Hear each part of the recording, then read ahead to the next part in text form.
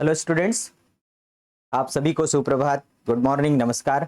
बच्चों, twelfth accountancy में पहली यूनिट पार्टनरशिप बेसिक कॉन्सेप्ट में मैं आप लोगों को लाभ हानि नियोजन खाता बता रहा हूं।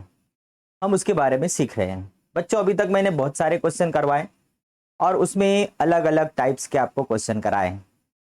अभी कल ही मैंने जो क्लास ली उसमें लाभ हानि नियोजन खाते के अंतर्गत किस प्रकार से जो साझेदार है लाभ का विभाजन करते हैं, मतलब शुद्ध लाभ में से पूंजी पर ब्याज, वेतन ये बांटने के बाद जो लाभ बचता है उस लाभ को अलग अलग रेशो में बांटते हैं। उसके बाद एक और मैंने क्वेश्चन बताया, लाभ की गारंटी वाला क्वेश्चन बताया। लाभ की गारंटी क्या होती है कि कोई एक साझेदार या सभी साझेदार किसी एक साझेदार को ये विश्वास दिलाते हैं कि वर्ष के अंत में तेरे को इतना लाभ अवश्य मिलेगा, मतलब उसको एक कम से कम लाभ की गारंटी देते हैं। यदि उसको कम मिलता है तो जो व्यक्ति गारंटी दे रहा है वो उसकी कमी की पूर्ति करता है। इससे रिलेटेड एक क्वेश्चन मैंने आपको बताया, आप उस क्वेश्चन को देख सकते हैं। ठीक है, तो आज हम उसी से रिलेटेड क्वेश्चन करेंगे और भी दो टाइप के और क्वेश्चन करेंगे और ये सारे क्वेश्चन बहुत वेरी वेरी इंपॉर्टेंट है। स्टूडेंट्स, इस यूनिट में से 4 नंबर का एक क्वेश्चन आने वाला है। कल मैंने आप लोगों के लिए एक ब्लूप्रिंट पर एक वीडियो बनाया, वो मैंने आप लोगों को सेंड किया है। आप उसको प्लेलिस्ट में जाकर के देख सकते हैं, क्योंकि हम अब जो भी पढ़ने वाले हैं ब्लूप्रिंट के अकॉर्डिंग ही पढ़ने वाले हैं। मैं आपको पूरी तरह से ब्लूप्रिंट के हिसाब से ही पढ़ूंगा। इसमें 12 नंबर जो है वो आपको मिलने वाले हैं पहली यूनिट में। 6 नंबर के ऑब्जेक्टिव आएंगे, 2 नंबर का एक क्वेश्चन रहेगा और 4 नंबर का एक क्वेश्चन रहेगा। 2 नंबर में मतलब थ्योरी रहेगी और 4 नंबर में एक गणित रहेगा, अकाउंट रहेगा। तो 4 नंबर में अकाउंट लाभ हानि नियोजन खाता बनाने को आएगा और वो अलग अलग तरीके का आता है और वो सारे टाइप्स मैं आपको कराऊंगा, एक भी टाइप्स छोड़ेंगे नहीं। ठीक है, तो अभी हम इस यूनिट में बहुत क्वेश्चन कर चुके हैं, आप देख ही रहे होंगे। 24 नंबर का क्वेश्चन है। अब ये लाभ का विभाजन मतलब लाभ की गारंटी, जब कोई साझेदार किसी साझेदार को गारंटी देता है कि तेरे को इतना लाभ अवश्य मिलेगा, नहीं मिलेगा तो उसकी पूर्ति मैं करूंगा, उससे रिलेटेड क्वेश्चन है। ठीक है, तो चलिए उसको देखते हैं हम। ए बी सी 3 पार्टनर है और उनका लाभ विभाजन का अनुपात है 5:3:2। अब यहां पर जैसे अभी मैंने आप लोगों को बताया कि कोई एक साझेदार किसी दूसरे साझेदार को गारंटी देता है, तो यहां पर जैसे ए ने सी को व्यक्तिगत रूप से गारंटी दी है। जो ए है उसने सी को गारंटी दी है व्यक्तिगत रूप से। कैसी गारंटी दी है कि उसका लाभ मतलब किसका लाभ? सी का लाभ पूंजी पर 10% वार्षिक ब्याज लगाने के बाद 22,500 रुपए से कम नहीं होगा। मतलब सी को वर्ष के दौरान जो लाभ मिलेगा वो कम से कम उसको 22,500 रुपए का लाभ अवश्य मिलेगा। और यदि 22,500 नहीं मिलता है, कम मिलता है, तो उसकी पूर्ति कौन करेगा? ए करेगा। ए अपने हिस्से में से उसको दे देगा। अब साझेदारों की पूंजी कितनी है? ए की पूंजी 1,20,000, बी की पूंजी 75,000 और सी की पूंजी है 60,000। वर्ष 2018 में फर्म ने पूंजी पर ब्याज काटने के पूर्व 1,19,250 रुपए लाभ कमाया। मतलब इस लाभ में से हमें इन तीनों की पूंजी पर ब्याज देना है और जो बचा हुआ लाभ वो 5:3:2 में उनमें बांटना है। बांटने के बाद सी को जो हिस्सा मिलेगा वो यदि 22,500 से कम रहता है तो वो जितनी कमी रहेगी वो कमी कौन पूरी करेगा? ए करेगा। अच्छा क्वेश्चन है, आसान क्वेश्चन है और सरल क्वेश्चन है। इसी टाइप के क्वेश्चन परीक्षा में आते हैं। जितने भी मैं करा रहा हूँ वेरी आईएमपी क्वेश्चन आप लोगों को करवा रहा हूँ। ठीक है, चलिए तो एक लाभ हानि नियोजन खाता बनाएंगे हम। Profit and loss appropriation account. और बहुत ही छोटा प्रश्न लेकिन इंटरेस्टिंग प्रश्न।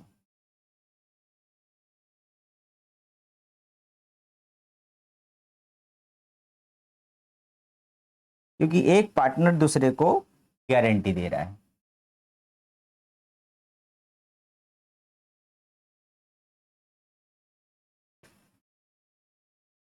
ये यूनिट हमारे लिए इतने भी इसलिए भी इंपॉर्टेंट है क्योंकि ये हमें 12 नंबर दे रही है ना।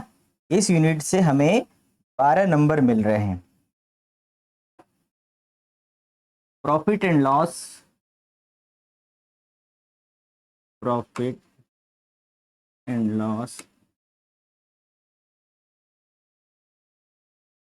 Appropriation account. ठीक दिख रहा है? Okay. For the year ending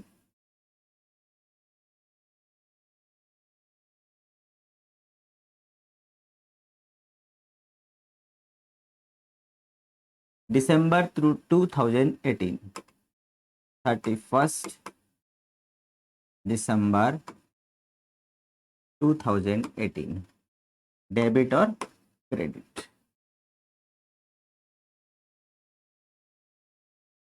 particular amount, particular और अमाउंट। क्लियर दिख रहा है? ओके। चलिए अब हम सबसे पहले क्या लेकर आएंगे? सबसे पहले हम लिखेंगे क्रेडिट साइड में बाय प्रॉफिट, या बैलेंस ब्राउट डाउन भी लिख सकते हैं। यदि आप प्रॉफिट नहीं लिखेंगे, नेट प्रॉफिट कितना आया? 1,19,250 रुपए। वर्ष के दौरान फर्म ने कितना लाभ कमाया? 1,19,250 रुपए का लाभ कमाया।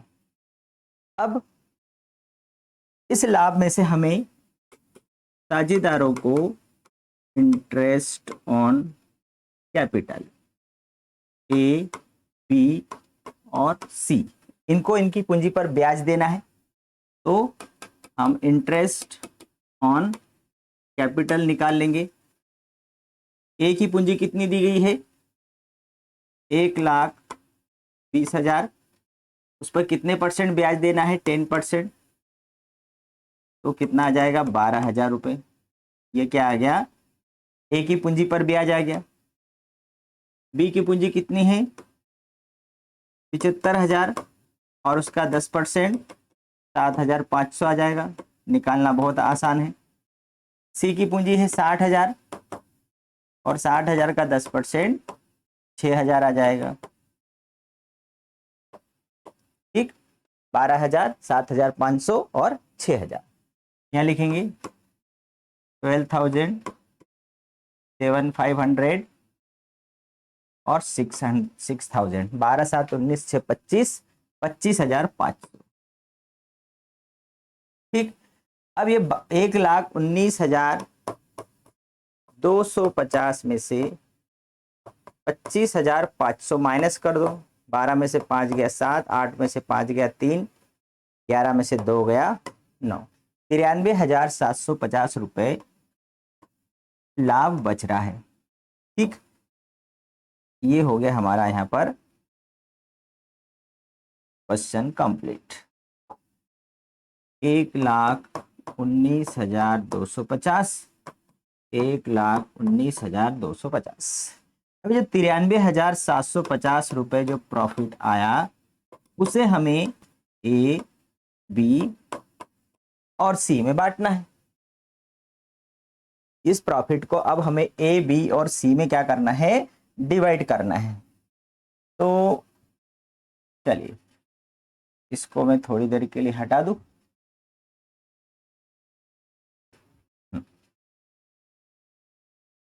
ए के हिस्से में कितना आ रहा है? 93,750 गुणित, अब इनका प्रॉफिट शेयरिंग रेशो क्या है? 5:3:2, मतलब ए का 5, बी का 3 और सी का 2। ये उनका प्रॉफिट शेयरिंग रेशो है। तो ए का हिस्सा कितना है? 5/10। 10 कहां से आया? तीनों को जोड़ दिया, 25, 5 7 35 और 2 37, 5 3 15 और 3 18, पनम 45 और 1 46। ये आ गया ए का। बी का देख लेते हैं। 93,750 गुणित बी का हिस्सा कितना है? 3/10। ये 0 से 0 कट गया। 3 पंजे 15, 3 7 21 और 1 22, 3 3 9 2 11, 3 27 और 1 28, 28,125। और सी के हिस्से में कितना आएगा? 93,750 गुणित 2/10। दो पंजे 10, दो साते 14 और एक 15, दो तिया 6 और एक 7, दो नम 18। ठीक, ये लाभ आया। अब इस लाभ को लिख देते हैं 46,875। ये लिखा हमने 46,875। बी का लिख देते 28,125 और सी का लिख देते 18,750। अब हमने लाभ, शुद्ध लाभ लाया, शुद्ध लाभ में से पूंजी पर ब्याज दे दिया, पूंजी पर ब्याज को घटाने के बाद जो लाभ बचा वो 2:5:3:2 में हमने बांट दिया। अब यहाँ ये प्रश्न है कि जो ए ने सी को गारंटी दी थी उस गारंटी की पूर्ति हो रही है या नहीं। ए ने सी को क्या गारंटी दी थी कि पूंजी पर ब्याज देने के बाद उसे वर्ष के दौरान कम से कम 22,500 रुपए का लाभ अवश्य मिलेगा। सी को कितना लाभ मिल रहा है, यहां पर यदि हम देखेंगे तो सी को लाभ मिल रहा है, उसको गारंटी दी गई थी 22,500 की और उसको मिल रहा है 18,750 रुपए। ये तो नाइंसाफी, ये गारंटी वचन पूरा नहीं हो रहा है।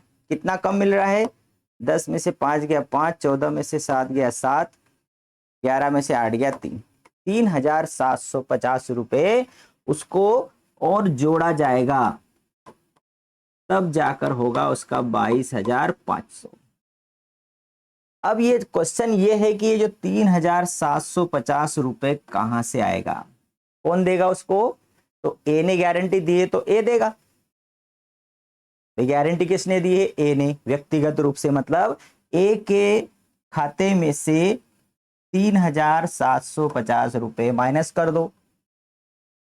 46,875 रुपए में से 3,750 रुपए हम माइनस कर देंगे तो ए का जो प्रॉफिट है वो कितना बचेगा, चलिए देख लेते हैं। 46,875 माइनस 3,750 कितना बचा उसका, 43,125 रुपए। ये आया ए का, ये ए का, ये बी का और ये सी का। क्लियर। भाई सी को जो कम मिला था वो हमने सी के खाते में जोड़ दिया, लेकिन वो किसने दिया, इसके पास से लेकर आए, ए के पास से लेकर आए, मतलब ए के लाभ में से हमने 3,750 निकाल लिए और सी के खाते में जोड़ दिए। बस ये करना है हमें।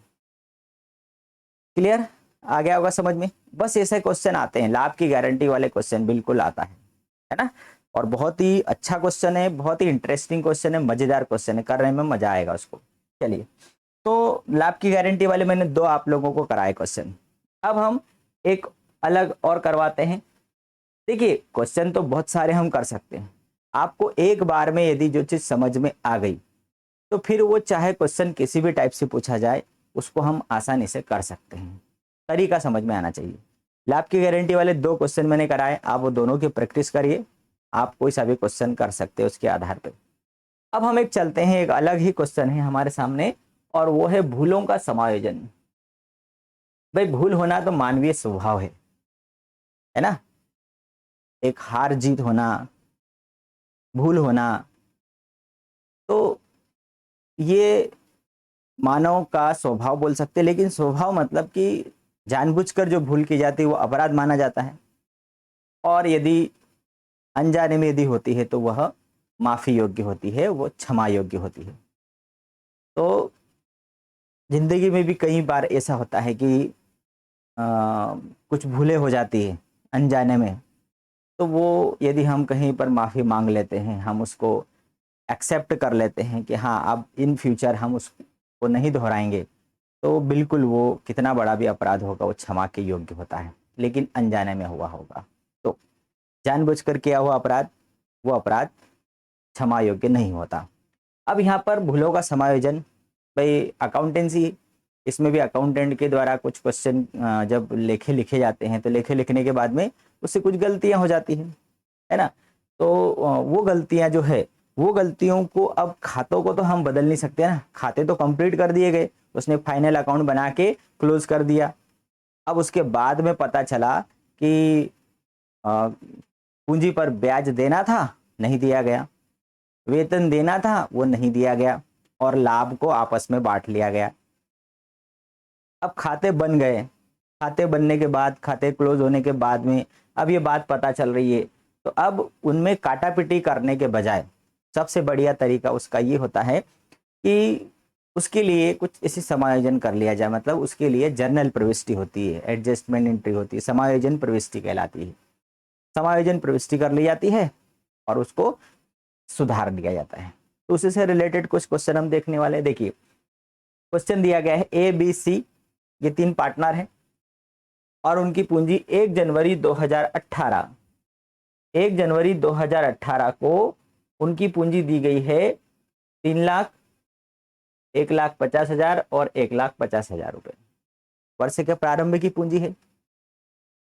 अब साझेदारी सल्लेख में निम्नलिखित प्रावधान है, यह साझेदारी सल्लेख आ गया और उसमें प्रावधान है, मतलब ये चीज करना ही है, ये उनको देना ही है, क्योंकि साझेदारी सल्लेख में लिखा हुआ है, ये कंपलसरी है। क्या प्रावधान है? सी को 3,000 रुपए वार्षिक, 30,000 रुपए, सॉरी 3,000 नहीं है 30,000, सी को 30,000 रुपए वार्षिक वेतन दिया जाएगा, ये उसको देना ही पड़ेगा। पूंजी पर 5% वार्षिक की दर से ब्याज दिया जाएगा, ये देना पड़ेगा। शेष जो लाभ बचेगा, वेतन और पूंजी पर ब्याज देने के बाद जो लाभ बचेगा वो उनके बीच में 2:2:1 में बांटा जाएगा। ये 3 शर्तें उनके बीच में समझौते में है। अब क्या हुआ, वर्ष 2018 का जो लाभ है वो कितना हुआ, 1,80,000 रुपए हुआ। वर्ष में उन्होंने 1,80,000 का लाभ कमाया। उपयुक्त प्रावधानों को ध्यान में रखे बिना जब खाते बनाए गए, अंतिम खाते बनाए गए, तब उन्होंने ये तीनों बातों को भूल गए। सी को वेतन भी नहीं दिया, पूंजी पर ब्याज भी नहीं दिया और लाभ को 2:2:1 में भी नहीं बांटा, और उन्होंने सीधा सीधा 1,80,000 रुपए को कैसे बांट लिया, बराबर बराबर बांट लिया, 60-60 हजार रुपए तीनों ने बांट लिए। उन्होंने समझौते का पालन ही नहीं किया, ये जो साझेदारी सल्लेख हुआ था उसका पालन नहीं किया, तो गलत हो गया। यदि समझौता हुआ है तो समझौते के अकॉर्डिंग काम करना पड़ेगा। अब इसमें क्या होगा, बराबर बराबर बांटने में किसी को ज्यादा लाभ मिल गया, किसी को कम लाभ मिल गया। अब वो ये बोल रहे हैं कि त्रुटि सुधार हेतु जर्नल प्रविष्टि कीजिए, खाते तो बदल नहीं सकते, तो इस गलती को सुधारने के लिए हमें एक एडजस्टमेंट एंट्री करना पड़ेगी। और वो एडजस्टमेंट एंट्री कैसी होगी, चलिए हम देख लेते हैं उसको, कैसी होगी एडजस्टमेंट एंट्री।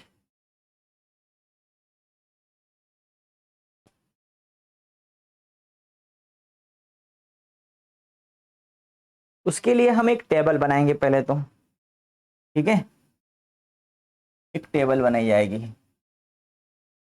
इतनी लंबी टेबल बनेगी।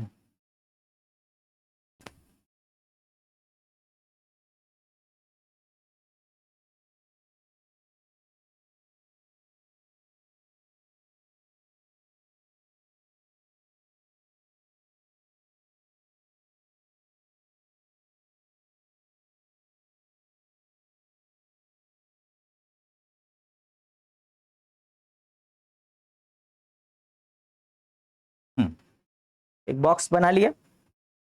सबसे पहले तो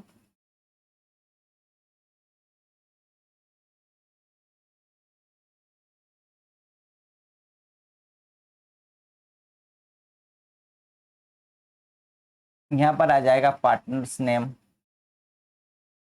ए बी और सी, पार्टनर का नाम आ गया। अब यहां आएगा पेड, उनको क्या पेड हो गया, मतलब हम उसको क्या भुगतान कर चुके हैं। फिर यहां पर आएगा, एक और बीच में लाइन खींचना पड़ेगी हमें, और इतनी बड़ी,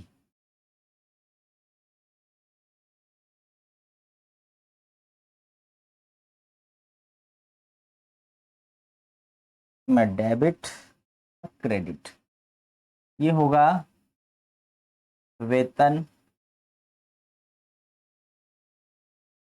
पूंजी पर ब्याज,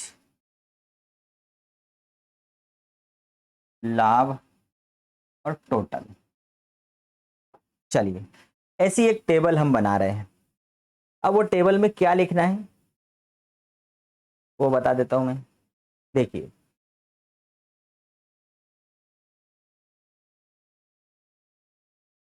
एडजस्टमेंट टेबल, एडजस्टमेंट टेबल बना रहे हैं। इसमें सबसे पहले आएगा पार्टनर्स, साझेदारों के नाम आ जाएंगे। इसमें आएगा पेड, पेड का मतलब कि वास्तव में साझेदारों को कितना भुगतान किया जा चुका है, ऑलरेडी कितना भुगतान हमने कर दिया है। और यहां पर उसको पेबल, पेबल मतलब उसको कितना भुगतान होना था, पेबल का मतलब उसको कितना भुगतान होना था। तो वेतन, इंटरेस्ट ऑन कैपिटल और प्रॉफिट, और इन तीनों को जोड़ेंगे तो वो आएगा टोटल। ठीक, अब ये जो टोटल वाला भाग है इसको मैं दूसरे इंक में लिखता हूं ताकि आप लोगों को समझ में आ जाएगा। कौन सी इंक लूं मैं?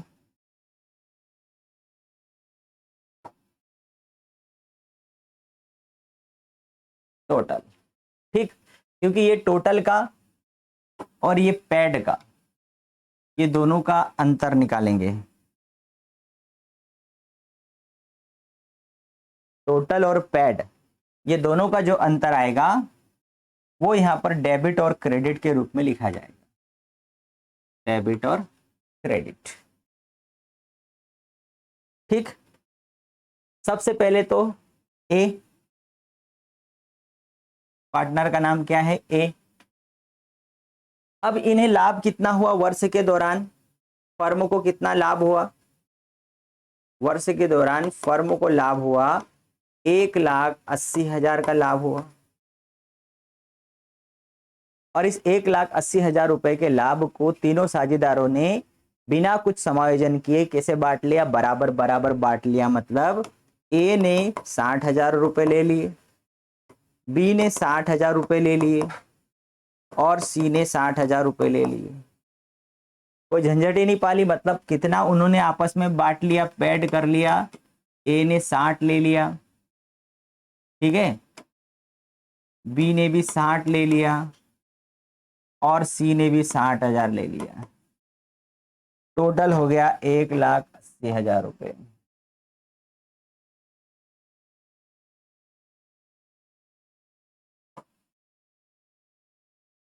1,80,000 रुपए को उन्होंने बराबर बराबर बांट लिया। लेकिन वास्तव में 1,80,000 बांटने के पहले उनको क्या करना था? ए को वेतन देना था 30,000 रुपए। किसको वेतन मिल रहा था भैया? सी को 30,000 रुपए वेतन मिल रहा था। सी को कितना वेतन मिलना था? 30,000 रुपए का वेतन मिलना था। फिर तीनों साझेदारों को पूंजी पर 5% ब्याज मिलना था।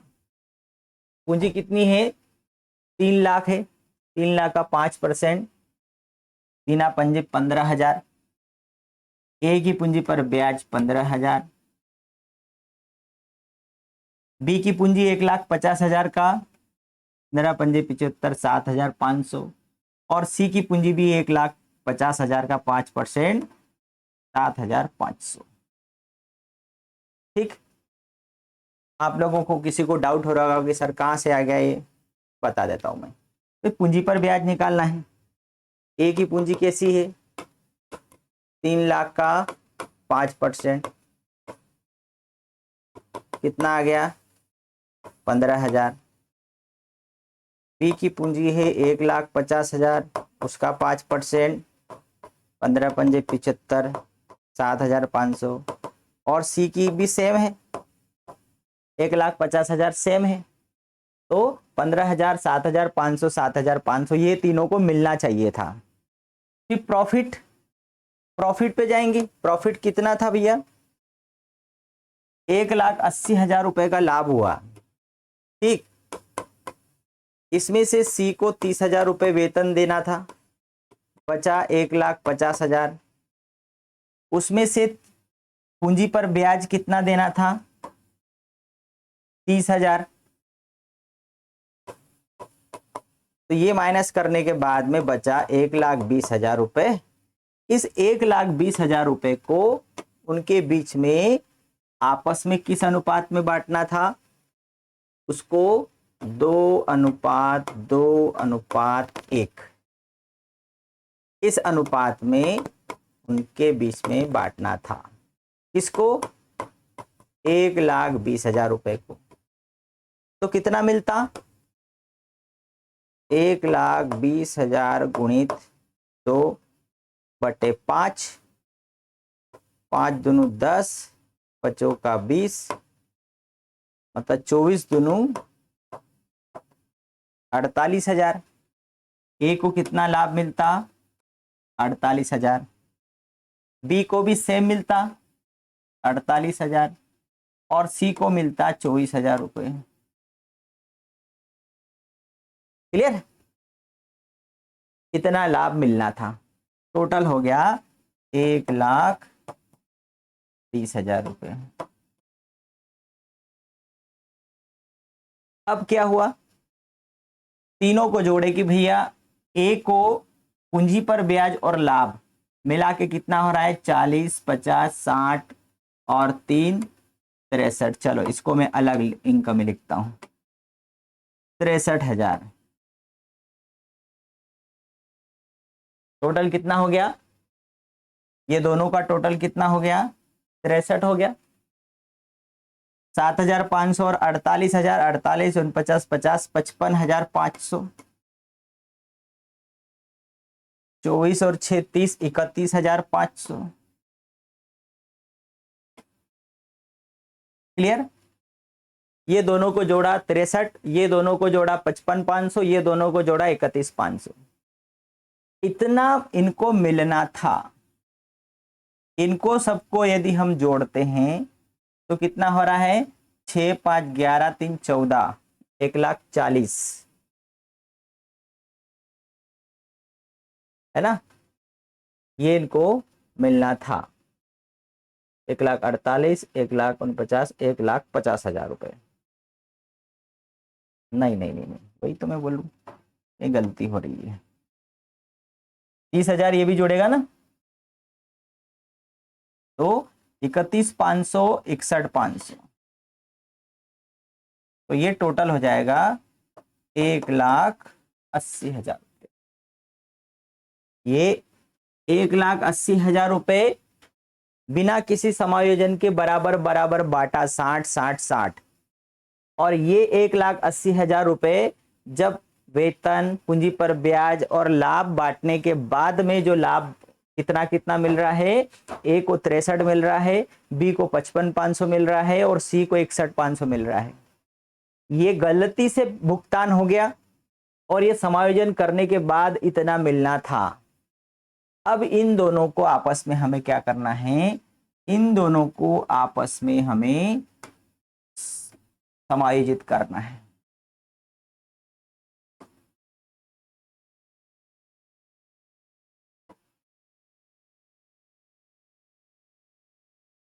इसको आप घटाओ। 60,000 रुपए भुगतान हो गया उसको, ए को, उसके खाते में चला गया, जबकि उसको मिलना कितना था? 63,000 रुपए। कम मिला 3,000 रुपए। तो 3,000 रुपए उसके खाते में हम क्या करेंगे? क्रेडिट कर देंगे।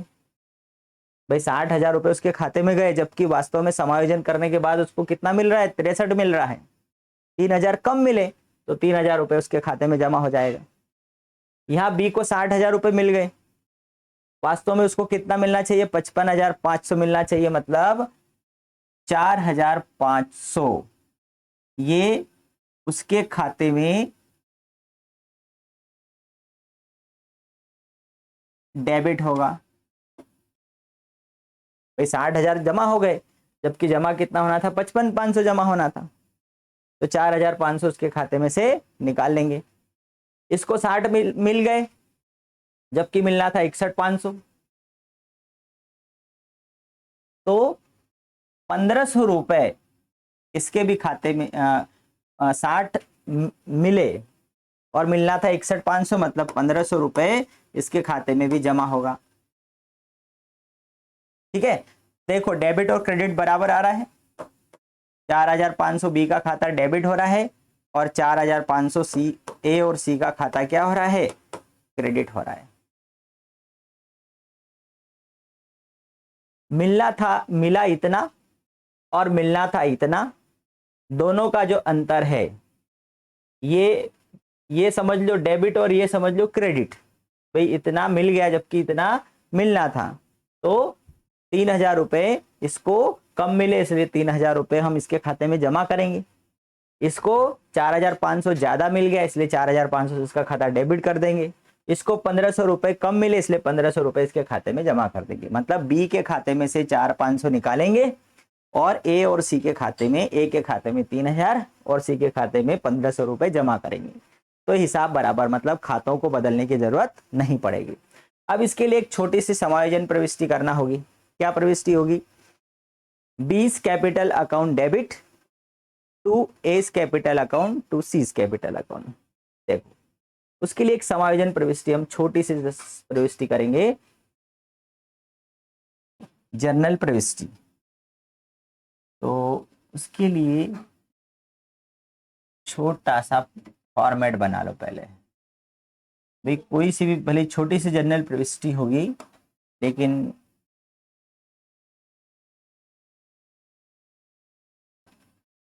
Date particular LF debit and credit. ठीक,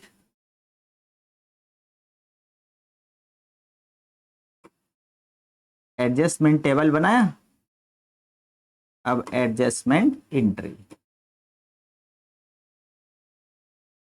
भाई इसका फॉर्म वो तो मालूम ही आपको, ये कब बना रहे हैं हम, 2018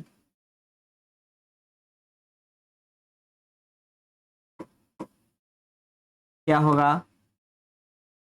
20 कैपिटल अकाउंट डेबिट, बी का पूंजी खाता डेबिट 4,500 से टू एस कैपिटल अकाउंट और टू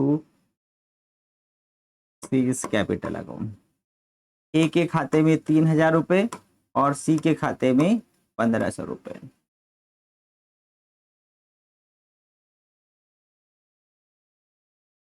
ठीक है, तो इसकी जो समरी क्या आ जाएगी,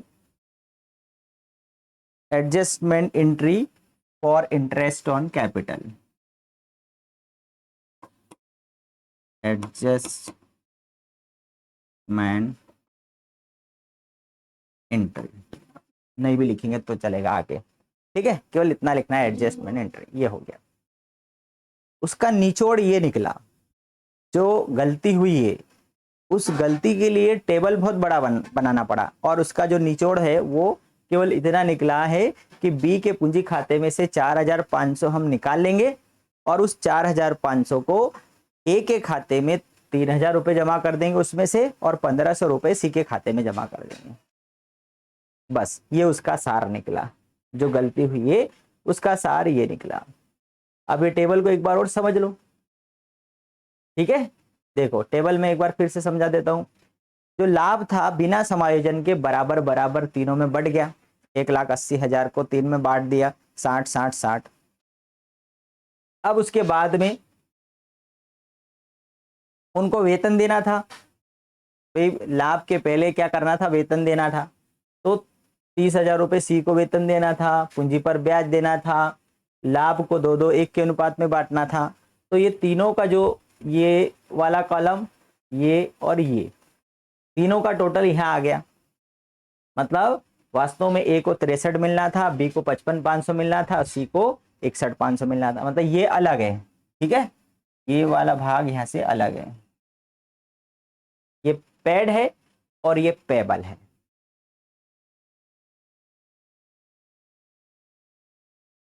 ये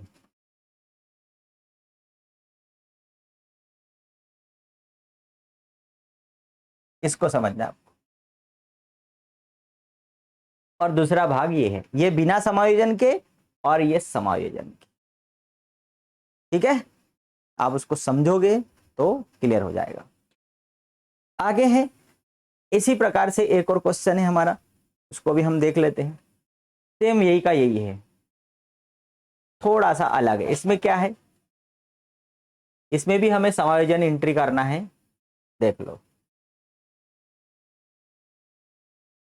सोहन और मोहन दो पार्टनर हैं और उनका प्रॉफिट शेयरिंग रेशो 3:2 है।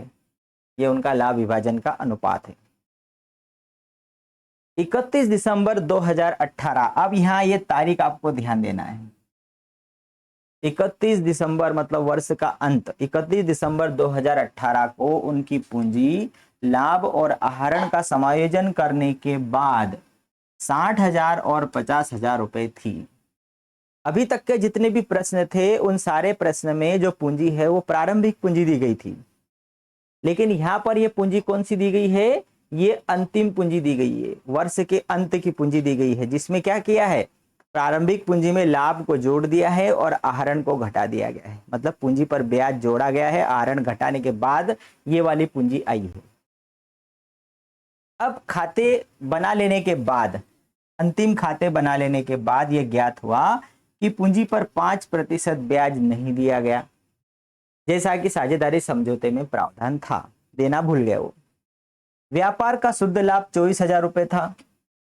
प्रत्येक साझेदार ने 10,000 रुपए आहरण किया था। हस्ताक्षरित चिट्ठा मतलब वर्ष के अंत में चिट्ठा बनने के बाद साझेदार आपस में उस पर साइन कर देते हैं। साइन होने के बाद मतलब वो प्रमाणित हो जाता, तो चिट्ठे पर साइन हो गए हैं। तो उन्होंने आपस में समझौता किया कि हस्ताक्षरित चिट्ठे को बदलने के बजाय एक समायोजन प्रविष्टि कर ली जाए, एक समायोजन प्रविष्टि द्वारा इस मामले को तय कर लिया जाए। तो समायोजन प्रविष्टि कीजिए। अब हमें क्या करना पड़ेगा, हमें यहाँ मुख्य जो बात कौन सी है कि पूंजी पर ब्याज नहीं दिया गया, तो हमें तो पूंजी पर ब्याज निकालना है कुल मिलाकर ये।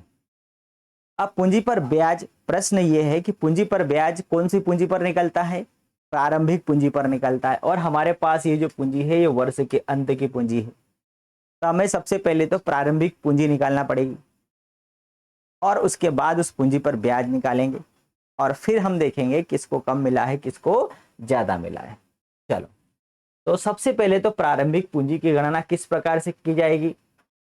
तो प्रारंभिक पूंजी में जैसे हम लाभ को जोड़ते हैं, आहरण को घटाते हैं, तो अंतिम पूंजी आ जाती है। अंतिम पूंजी में हम इसका उल्टा करेंगे, आहरण को जोड़ देंगे, लाभ को घटा देंगे, तो प्रारंभिक पूंजी आ जाएगी। समझ लो इसको, प्रारंभिक पूंजी की गणना। छोटी सी एक टेबल बनाएंगे। चलो, इतना ही बड़ा ठीक है।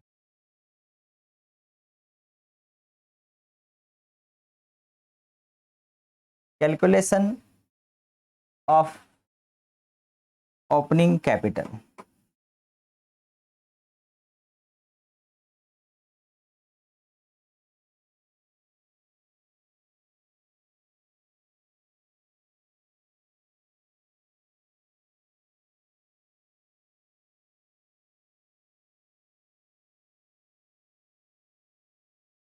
प्रारंभिक पूंजी की गणना, ठीक है। अब प्रारंभिक पूंजी की गणना हमें करना है, तो सबसे पहले हम क्या लिखेंगे। चलो पहले तो कौन कौन है, मोहन और सोहन है, तो दो कॉलम बना देते हैं हम यहाँ पहले तो।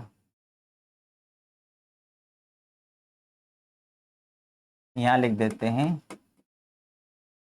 मोहन और यहाँ लिख देते हैं सोहन। ठीक, और यहाँ आ जाएगा पर्टिकुलर।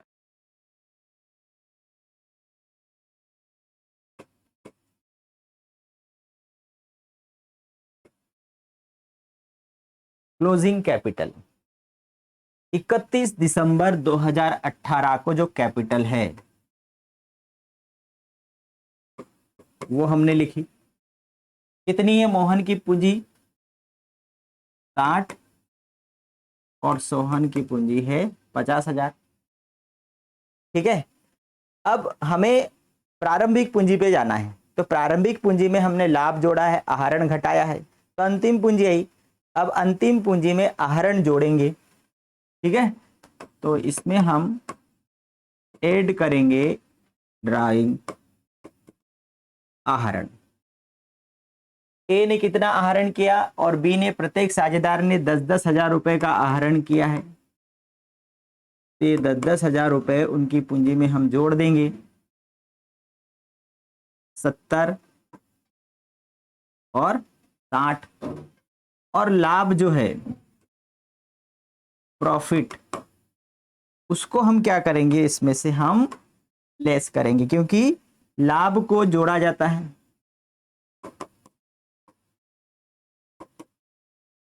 तो लाभ को घटाएंगे। लाभ कितना था? 24,000 था। तो 24,000 रुपए के लाभ को मोहन और सोहन में उन्होंने कैसे बांट लिया? 3:2 में।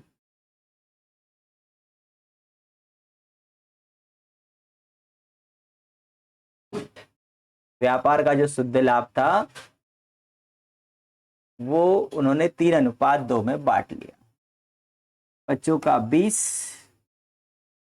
40, 3 24, 3 चौक 12, 2 14, 14,400 इसके खाते में गया। और सोहन को कितना मिला? 24,000 गुणित 2,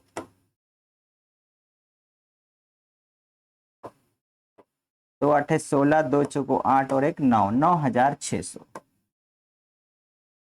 इसको माइनस करेंगे। 0 0 6 5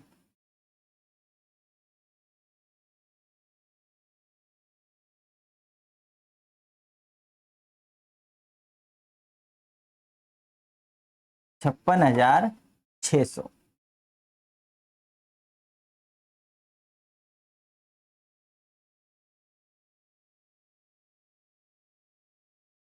पैंसठ हजार 600, 65, सॉरी,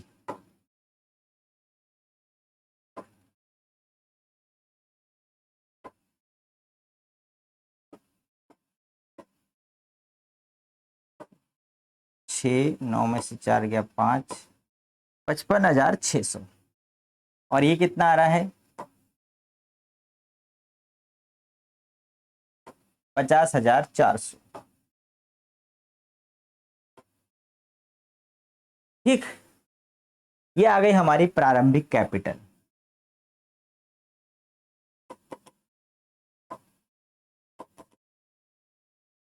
ये क्या आ गई? हमारी ओपनिंग कैपिटल आ गई, 55,600 और 50,400 रुपए। आहरण को जोड़ दिया और लाभ को घटा दिया, क्योंकि जो लाभ हुआ था उस लाभ को उन्होंने 3:2 में बांट लिया था।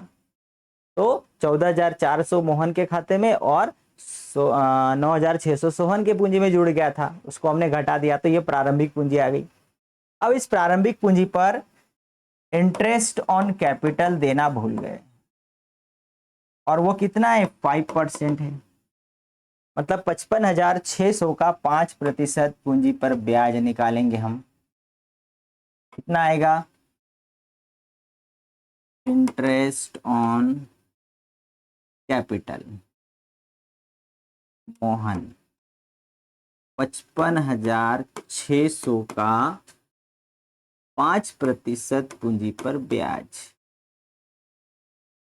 5 6 30, 25 और 3 28, पचम 25 और 2 27, 2780।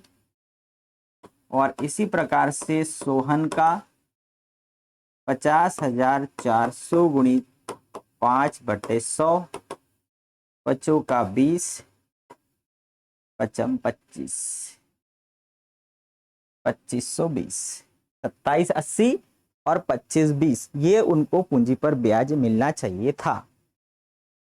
इतना ब्याज मिलना था, ये वाला मेन जो पॉइंट है। अब हमारा ये आया, अब हम एक एडजस्टमेंट टेबल बनाएंगे, पेड और पेएबल वाली, है ना। पेएबल ये है कि मोहन को इतना पूंजी पर ब्याज मिलना था, सोहन को इतना ब्याज मिलना था।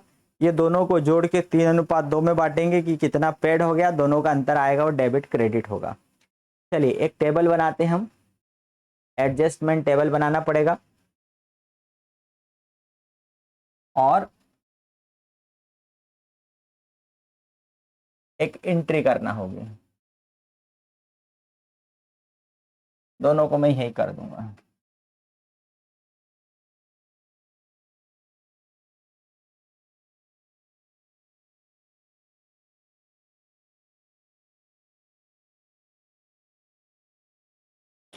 पार्टनर मोहन और सोहन, पेड, पेएबल, डेबिट और क्रेडिट।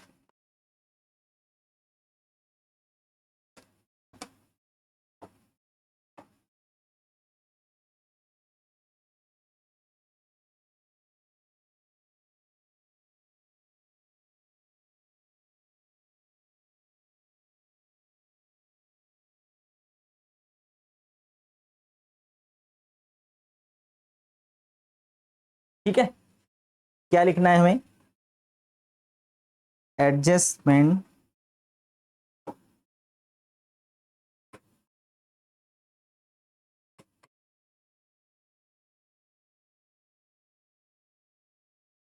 Adjustment table. यहां आएगा पार्टनर नेम, यहां आएगा पेड और ये आएगा पेएबल, ये आएगा डेबिट और ये आएगा क्रेडिट। ठीक, सबसे पहले तो मोहन और दूसरे नंबर पर आएगा सोहन। अब कितना आया था पूंजी पर ब्याज, 2780, 2520, 2780,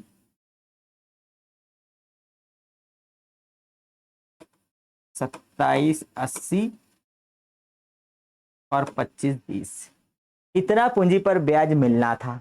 टोटल कितना हो गया, 8 2 10, 7 5 12 और 1 13, 5300। अभी जो 5300 है ये मोहन और सोहन में 3:2 में बट गया, लाभ में जुड़ करके 5300 गुणित 3/5, 5 एकम 5, 5 6 30, 3180, मतलब 3180 रुपए मोहन के खाते में जमा हो गया और 5300 गुणित 2/5, 1060 गुणा 2, 2120, ये सोहन के खाते में जमा हो गया। इतना उनके खाते में पहुंच गया, जबकि इतना मिलना था। अब ये बड़ा होगा, जितना बड़ा होगा तो यह डेबिट, ये बड़ा होगा तो यह क्रेडिट।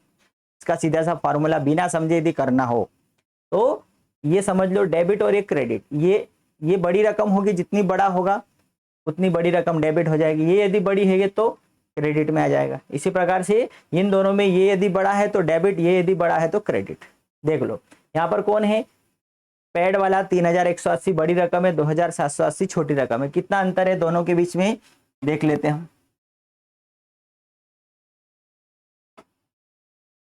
3180, 2780,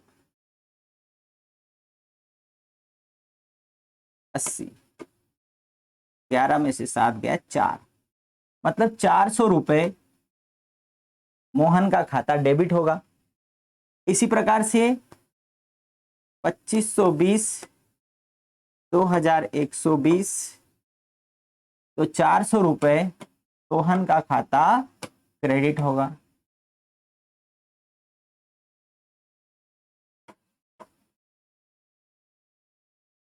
ठीक, बराबर। 5300 रुपए का पूंजी पर ब्याज, इसको इतना मिलना था, इसको इतना मिलना था, जबकि वो 2:3:2 में बट के इतना जमा हो गया, ये इसके खाते में इतना जमा हो गया। अंतर कितना आया, इसको ज्यादा मिला। मोहन को कितना 400, इसलिए मोहन के खाता डेबिट कर देंगे। सोहन को कम मिला, इसलिए सोहन के खाते में 400 रुपए क्रेडिट कर देंगे। अब कुल मिला के केवल एक छोटी सी जनरल प्रविष्टि करना है, और जनरल प्रविष्टि क्या होगी, Mohan's capital account, Mohan capital account debit to Sohan's capital account.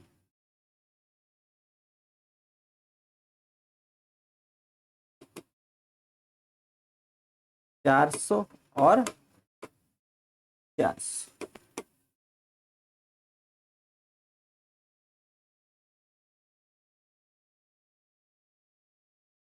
ये हो गई। एक छोटी सी एंट्री करने के लिए हमें इतनी मगजमारी करना पड़ती। पहले हमने क्या निकाला, प्रारंभिक पूंजी की गणना करी, उस पर पूंजी पर ब्याज निकाला। पूंजी पर ब्याज इतना इतना मिलना था, जबकि ये कुल मिला के 5300 हुआ। 5300 3:2 में, इस अनुपात में उनके खातों में जमा हो गया। तो ये गलती से जमा हो गया पूंजी पर ब्याज दिए बगैर। तो हमने अंतर निकाला कि मोहन को 400 ज्यादा मिल गया, सोहन को 400 कम मिला, इसलिए मोहन का पूंजी खाता 400 से डेबिट करेंगे, सोहन का पूंजी खाता 400 रुपए से क्रेडिट कर देंगे। ये एक जनरल एंट्री हो जाएगी। ठीक, इसको एक नजर में यदि देखना हो तो दिख जाए तो ऐसा भी देख सकते, एक ही नजर में देखना हो तो ऐसा भी देख सकते। तो ये थे हमारे जितने भी टाइप के क्वेश्चन, पहली यूनिट जो है हमारी पार्टनरशिप बेसिक कॉन्सेप्ट से रिलेटेड जितने भी क्वेश्चन थे वो मैंने आप लोगों को कराए। आप चौहान एकेडमी खंडवा के यूट्यूब चैनल पर प्लेलिस्ट में जाना, 2022-23 12th अकाउंटेंसी में, ये अब जब सर्च करेंगे तो आपको मिल जाएगी प्लेलिस्ट। उसमें इस प्लेलिस्ट में आप ये जो यूनिट है पार्टनरशिप बेसिक कॉन्सेप्ट, इसके करीब अभी तक 8-10 वीडियो हो गए हैं, इसको मिला के 10 वीडियो हो जाएंगे। 10 वीडियो को आप देखिए, आप जितने भी प्रकार के क्वेश्चन आए हैं वो सारे क्वेश्चन आपको उसमें मिल जाएंगे। ठीक है, कल से हम जो ऑब्जेक्टिव टाइप के क्वेश्चन कौन से आ सकते हैं, है ना, वो हम देख लेंगे। थ्योरी वाले क्वेश्चन कौन से आ सकते हैं वो भी देख लेंगे, क्योंकि इसमें 6 नंबर का ऑब्जेक्टिव, 2 नंबर का एक क्वेश्चन और 4 नंबर का एक क्वेश्चन आने वाला है। तो 4 नंबर का तो ये परमानेंट है कि लाभान्वित नियोजन खाता आएगा बनाने के लिए। 2 नंबर में थ्योरी आएगी, मतलब छोटे छोटे साझेदारी से क्या से, उसकी एक परिभाषा लिखिए, उसकी 2 विशेषताएं लिखिए, साझेदारी सल्लेख से आप क्या समझते हैं, इस टाइप से क्वेश्चन उसमें पूछे जाएंगे। क्योंकि 2 ही तो चीजें, साझेदारी, साझेदारी सल्लेख, ये 2 ही बातें हैं उसमें। साझेदारों के 2 अधिकार लिखिए, साझेदारों के 2 कर्तव्य लिखिए, ऐसे छोटे छोटे प्रश्न बनते हैं जो कि हम देख लेंगे उसको। मेन ऑब्जेक्टिव टाइप के क्वेश्चन, तो ऑब्जेक्टिव की तैयारी भी हमें करना पड़ेगी। ठीक है, तो अभी हमने पढ़ा है, इसलिए साथ में हम इसके ऑब्जेक्टिव भी मैं आप लोगों के लिए लेकर आऊंगा, देखते हैं, क्योंकि उसको हम लाइव क्लास में लेंगे। अभी चुनावी ड्यूटियां चल रही है, इसलिए 10 तारीख तक हम लाइव क्लास नहीं ले पाएंगे, ऐसे ही वीडियो में बना करके डालूंगा आप लोगों को। तो अभी ऑब्जेक्टिव नहीं करूंगा, अभी हम अगली यूनिट जो है उस यूनिट का मैं वीडियो डालूंगा। ठीक है, उसके पहले, अगली यूनिट पर जाने के पहले, अभी तक इस पहली यूनिट से पुराने जो बोर्ड एग्जाम पेपर है उनमें कौन कौन से क्वेश्चन आए हैं ईयर वाइज, वो मैं लेकर आऊँगा कि लाभ हानि नियोजन खाता किस किस टाइप का पूछा गया है 2000 पिछले साल का 2022 में, 21 में, 20 में, 19 में, 18 में, इनमें कौन कौन से टाइप का क्वेश्चन पूछा गया वो कल की क्लास में मैं आप लोगों के लिए लेकर आऊँगा। ठीक है, तो तब तक के लिए आप सभी को हैव अ गुड डे। और आपको ये वीडियो अच्छा लगे तो आप इसको लाइक जरूर करें, है ना। नए बच्चा है तो सब्सक्राइब करें और अपने दोस्तों के साथ जरूर शेयर करें। देखिए, आप लोगों को कुछ नहीं करना है, केवल ये जो लिंक है इस लिंक को अपने दोस्तों को शेयर करना है। यदि वो देखता है तो वो अपने घर बैठे ये तैयारी कर सकता है। कोई बच्चा ऐसा है जो कोचिंग नहीं जा पा रहा है, हर महीने की फीस नहीं दे सकता, गांव में है, दूर दराज इलाकों में जहाँ कोचिंग की फैसिलिटी नहीं है, तो वो मोबाइल पर यूट्यूब पर फ्री में ये सारे वीडियोस अपनी एक प्रकार से देख सकता है। साथ में इसका पीडीएफ नोट्स भी बना हुआ है क्वेश्चन आंसर का। आप चौहान एकेडमी खंडवा का ऐप डाउनलोड कर लीजिए और उसके ऊपर सारे क्वेश्चन आंसर थ्योरी वाले वो आपको मिल जाएंगे। उसके लिए आपको केवल 100 रुपये का पेमेंट करना पड़ेगा। ठीक है, बाकी यूट्यूब चैनल फ्री है और इसके जो थ्योरी वाले जो क्वेश्चन आंसर है उसके लिए 100 रुपये आपको प्ले स्टोर पर जाकर के चौहान एकेडमी KNW मतलब खंडवा वो आपको डाउनलोड करना पड़ेगा और उसमें वो जो कोर्स है वो लेना पड़ेगा। उसमें आपको सारी यूनिट्स अकाउंटेंसी की टोटल यूनिट्स के क्वेश्चन आंसर मिल जाएंगे। ठीक है, तो ज़्यादा से ज़्यादा आप इन वीडियोस को देखिए और अपनी तैयारी आप घर बैठे भी कर सकते हैं। तब तक के लिए अगले वीडियो में फिर मिलते हैं। Thank you, bye.